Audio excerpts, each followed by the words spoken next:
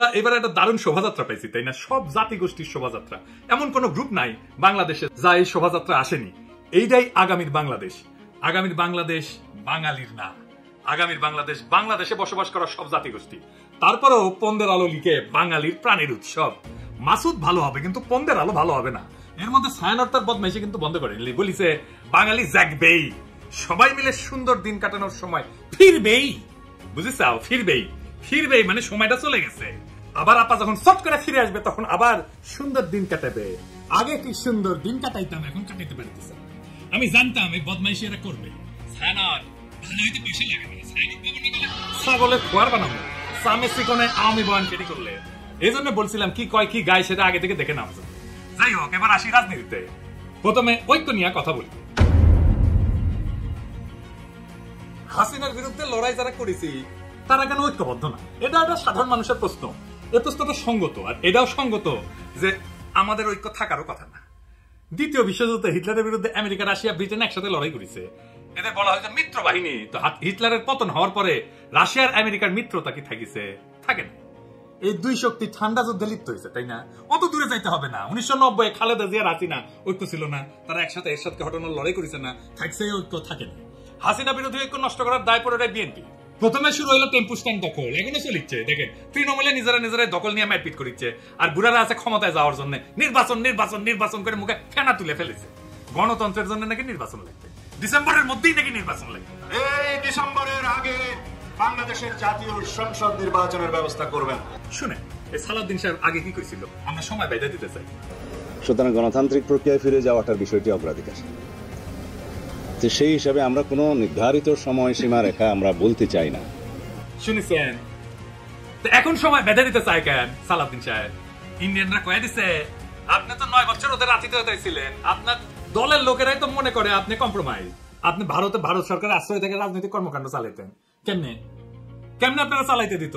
আপনার দলের লোকেরাই বলেছিল। দেখেন কি লিখেছে, বিএনপির নেতা কর্মীদের বড় একটা অংশ এখনো সালাউদ্দিন আহমেদকে পরিপূর্ণভাবে মুক্ত বা স্বাধীন বলে মনে করেন না। তাদের যুক্তি, সালাউদ্দিন আহমেদ আদালতে খালাস পেয়েও দেশে ফিরতে পারছেন না। তিনি দীর্ঘ 9 বছর ধরে ভারতে আছেন, সেখানে কতটা প্রভাব মুক্ত থেকে তার পক্ষে শক্ত রাজনৈতিক ভূমিকা পালন করা সম্ভব তা নিয়ে অনেকের মধ্যে সংশয় আছে। ভারতে যখন উদ্ধার ছিলেন তখন আপনার দেওয়া স্টেটমেন্ট নিয়ে বিবিসিও সন্দেহ করেছিল। আপনি বলেছিলেন মুখোশ পরা লোক আপনারা ফেলাই গেছে, নিজেরও মুখ ঢাকেছে। তো প্রশ্ন করেছিল মুখ ঢাকা থাকলে আপনি কেমনে দেখলেন মুখোশ পরা লোক ফেলাই গেছে আপনারে? যাই হোক, এই বিষয়ে পরে আসবো, আরো মেলা আছে। তারপরে তো এস আলম কেস আছেই। মানুষে মনে করে এস আলমের ব্যবসা এখন সালাউদ্দিন সাহেব দেখে। এমনি এমনি গাড়ির চুরি ছিল, তাই না? সালাউদ্দিন সাহেব যখন ধরা পড়েছিল না, তখন এস আলমের ব্যাংকের এক ম্যানেজারের বাসার থেকে ধরা পড়েছিল। এস আলমের সাথে আপনার এত খাতির কেন সালাউদ্দিন সাহেব? আবার সালাউদ্দিন সাহেব কইছে বারবার মনে করাই দিবে প্রফেসর ইউনূসের সরকার অনির্বাচিত। কিন্তু একটি নির্বাচিত সরকারের বিকল্প তো আপনারা হতে পারেন না, আপনারা অবশ্যই অনির্বাচিত। সেটা প্রতিদিনই আপনাকে স্মরণ করিয়ে দেওয়া হবে। কেন সালাউদ্দিন সাহেব মনে করাই দিতে হবে কেন? প্রফেসর ইউনূসের সরকারকে আপনার মতো ডিমেনশিয়ায় আক্রান্ত, আপনার তো ব্রাহ্মী রসায়ন খাইতে হবে। দেখেন কতজন আওয়ামী আমলের নির্যাতনের শিকার হয়ে মারা গেছে, তার সংখ্যা আপনি বলতে পারেন না। শোনা এডিটর সাহেব, প্রায় 2600 কতজন আমার ঠিক মনে নাই, মোর দেন 2600 রাজনৈতিক নির্যাতনের শিকার হয়ে আওয়ামী সন্ত্রাসীদের হাতে এবং সরকারি বাহিনীর হাতে নিহত হয়েছে। প্রধান রাজনৈতিক দলের প্রধান মুখপাত্র, যার রাজনীতি করা ছাড়া আর কোনো কাজ নাই, সে শহীদের সংখ্যা ভুলে যায়। শুধু শহীদের সংখ্যা ভুলে যাওয়া না, 24-এর বিপ্লবকে বিপ্লব বললে স্বীকার করতে চায় না। শুনেন এই সালাউদ্দিন সাহেব এর আগে কতবার এই আগস্ট বিপ্লবকে বিপ্লব বলিছে। দেখেন কক্সবাজার আরো 2 সন্তান এই জুলাই আগস্ট বিপ্লবে শহীদ হয়েছে। দেখেছেন? আরো দেখেন, জনগণ তাদের গণতান্ত্রিক অধিকার ফিরে পাওয়ার জন্য এই গণবিপ্লব সংগঠিত করেছে। দেখেছেন? আরো আছে দেখেন, পৃথিবীতে একটা নজিরবিহীন ছাত্র জনতার বিপ্লব হয়েছে। সেই বিপ্লবকে পৃথিবীর সামনে দেখিয়ে দিতে হবে এই রক্তাক্ত বিপ্লবের মধ্য দিয়ে। দেখেছেন?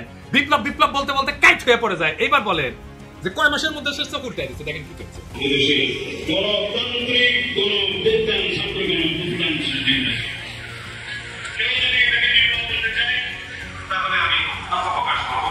এটা কোনো সামাজিক বিপ্লব নয়। তো সালাউদ্দিন সাহেব আপনার ওটা মুখ না হাসিনার সাথে তফাৎ কি? হাসিনা চোখে মুখে মিশে দিত, আর সালাউদ্দিন সাহেব নিজে যা বলছে সেইটা 1 বছর না যাইতে ঘুরে ফেলছে। ক্ষমতায় গেলে কোনো প্রতিশ্রুতি রাখবে এরা? রাখবে না। তার স্যাম্পল তো এখানেই। আর সে কি রাজনীতি সংবিধান এসব বুঝে? এই সমস্ত কথাবার্তা যে কয়, আসেন এটা একটা দেখি। সে বলছে নির্বাচিত সংসদ সংবিধান সংশোধন করবে। শুনেন, সংবিধান সংশোধন করবে কে? একটি সংসদ, জাতীয় সংসদ, গণতান্ত্রিকভাবে নির্বাচিত একটি রাজনৈতিক সরকার, একটি জাতীয় সংসদ সংবিধান সংশোধন করার এখতিয়ার রাখে। ওই সংবিধানও বুঝে বাংলাদেশের জনগণ সংবিধান রচনা করবে। অবাক ব্যাপার কি জানেন, বাংলাদেশের মানুষ এই 55 বছরে একবারও নিজের সংবিধান নিজে রচনা করতে পারে, একবারও না। বিষয়টা বুঝায় বলি, ধরেন আপনি পরীক্ষা দিবেন, আপনার প্রশ্ন করবে কে? আপনার টিচার তো, তাই না? আপনি তো আপনার প্রশ্ন, পরীক্ষার প্রশ্ন তৈরি করতে পারেন না। সংবিধান রচনা বা সংশোধন সেই রকম। আপনি যখন সংসদে বসেন তখন আপনি সংবিধানের আলোকে তার নির্দেশনায় আইন তৈরি করেন।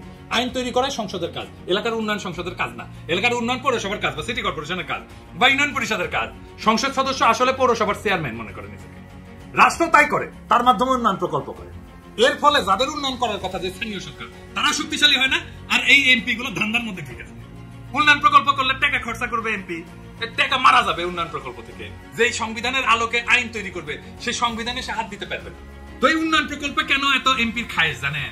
উঠে গেলে টাকা মারা যাবে উন্নয়ন প্রকল্প থেকে। এই জন্যই এই এমপি হইতে চায়। যে সংবিধানের আলোকে আইন তৈরি করবে সেই সংবিধানে তো সে হাত দিতে পারবে না, তাইলে তো সেই সংবিধান এমন ভাবে বানাবে যে তার সুবিধা হয়। তাই সংবিধান রচনা করে গণপরিষদ। গণপরিষদের কাজ শুধু সংবিধান রচনা করা। সেই সংবিধানের আলোকে সংসদ নির্বাচন হবে, তখন গণপরিষদ ভেঙে যাবে। বিএনপি বলে আমরা নাকি নির্বাচন চাই না, মিছা কথা। আমরা নির্বাচন চাই, যত দ্রুত নির্বাচন সম্ভব সেটাই চাই, কিন্তু সেই নির্বাচন গণপরিষদের নির্বাচন, যা একটা নতুন সংবিধান রচনা করবে। বরং বিএনপি নির্বাচন চায় না, বিএনপি গণপরিষদ নির্বাচন চায় না।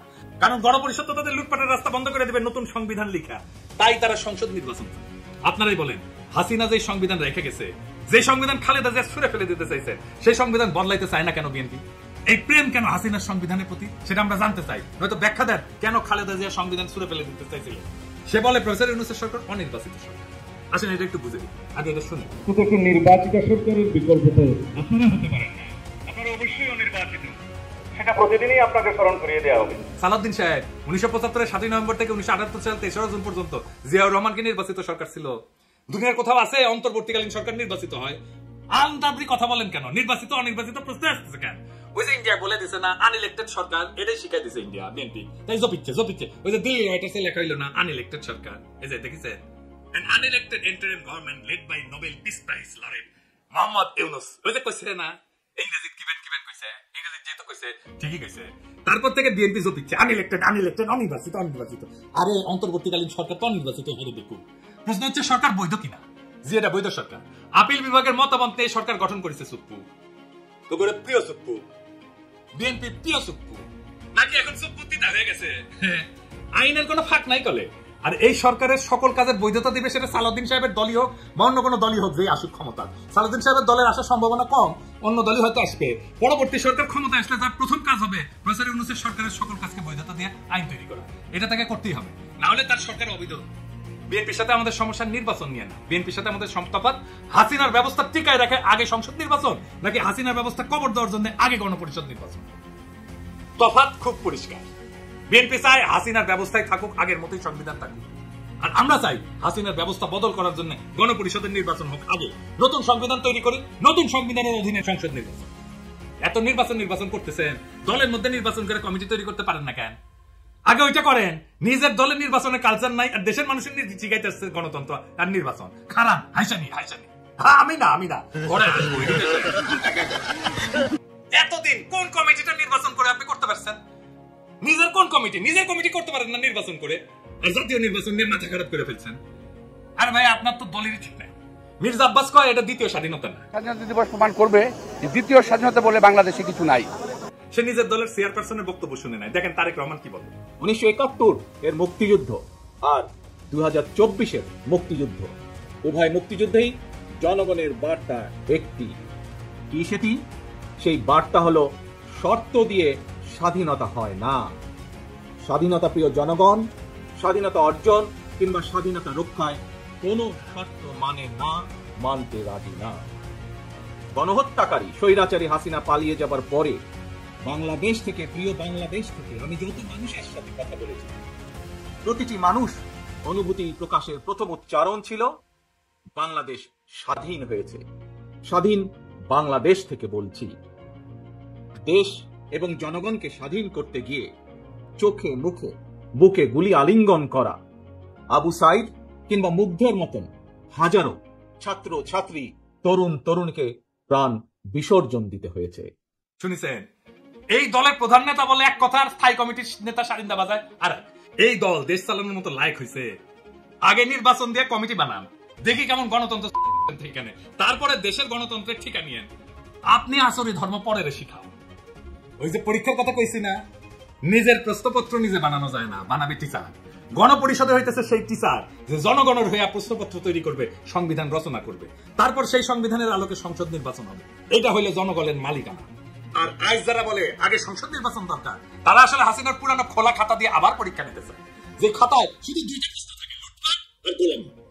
আমরা চাই নতুন খাতা, নতুন প্রশ্নপত্র, নতুন পরীক্ষা, যার নাম হইল গণপরিষদ নির্বাচন। এই নির্বাচন হবে নতুন দিনের জন্য, নতুন সমাজ গঠনের জন্য, যেখানে জনগণ নিজের হাতে সংবিধান লিখবে, নিজের শাসকের হিসাব চাইবে। সংসদ না, আগে লাগবে গণপরিষদ। নির্বাচন চাই, কিন্তু সেই নির্বাচন যেটা হাসিনার ব্যবস্থাকে কবর দিয়া ভবিষ্যতের বাংলাদেশকে জন্ম দেবে, সেই নির্বাচন চাই। এটাই হইল লড়াইয়ের মূল, এটাই হইল বিপ্লবের আকাঙ্ক্ষা, চব্বিশের বিপ্লবের আকাঙ্ক্ষা।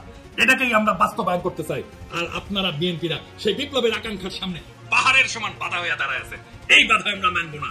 এই বাধা কিভাবে সরায় দিতে হয়, এই বাধাকে কিভাবে পরাজিত করতে হয়, সেটা আমাদের জানা আছে। সেটাও টাইম মতো দেখে নেবেন। ইনকিলাব জিন্দাবাদ।